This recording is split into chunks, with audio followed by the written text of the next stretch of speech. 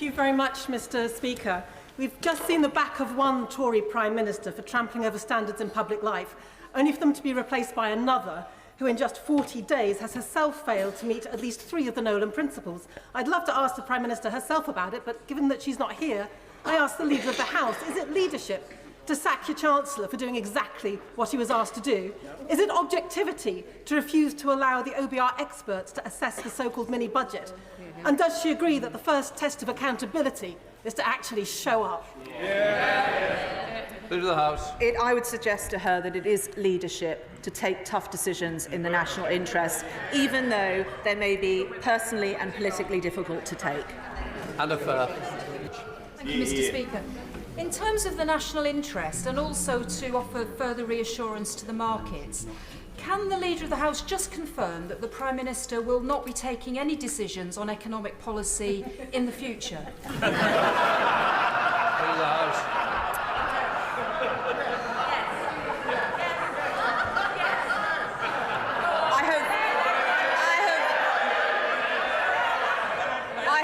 Affection for the honourable lady, and I'm sure the whole House appreciates her question.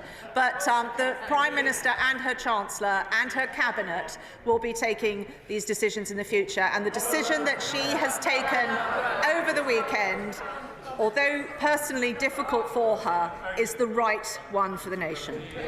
Sarah Owen. Thank you, Mr. Speaker. I find it absolutely incredible that the Leader of the House is incredulous that people might want to hear from the Prime Minister. As if it's like, a political game to ask the leader of our country questions. It is an embarrassing thing to assert. But in the national interest, and she so wants to hear from the Chancellor, can I ask her to be completely honest, because nothing that we've seen has been honest. I apologise. It's not of an individual, it's withdrawn. Right, carry on. Oh, yeah, because it wasn't an individual. OK. Good hope. Can I ask her, why is it, because we had to have the statement earlier at 11 o'clock while I was on the train, when you can actually get on a train,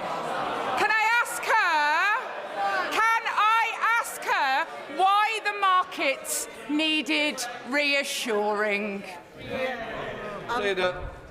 Well, the first thing I would say to the honourable lady is I fully appreciate the optics of me appearing at the dispatch box, but there is a very genuine reason why the Prime Minister is not here today, and I would just stress to you that it is not. I can understand people wishing to make political hay over it. She would wish to be here, but she is not able to at this moment. And the Chancellor will be along shortly to answer these questions. She has claimed repeatedly that the Prime Minister has been courageous. But if the Prime Minister were really courageous, she would be here today, wouldn't she?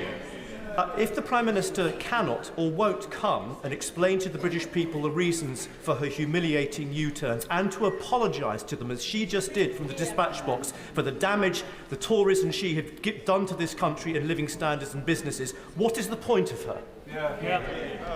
Leader of the House. Well, I would refer the honourable gentleman to the answer I gave a little while ago about the Prime Minister, and again to the answer I gave a moment ago about the fact that I certainly regret the uncertainty that has added to already worries about the very volatile global economic situation, and that is why I'm keen and happy that we have a statement from the Chancellor today. Can I ask the Leader of the House, on behalf of the Prime Minister, will she simply say to the people of this country, we are sorry? I have done so twice before in this UQ, and I will do so again. I know that this is an incredibly uncertain time for families and businesses across the country. The events that led up to the statement that is being made today are unfortunate, and I am pleased that the Prime Minister has taken decisive action to stabilise markets, and I'm sure that he will want to question the Chancellor on those detailed matters. I have done, and I'm happy to do so again.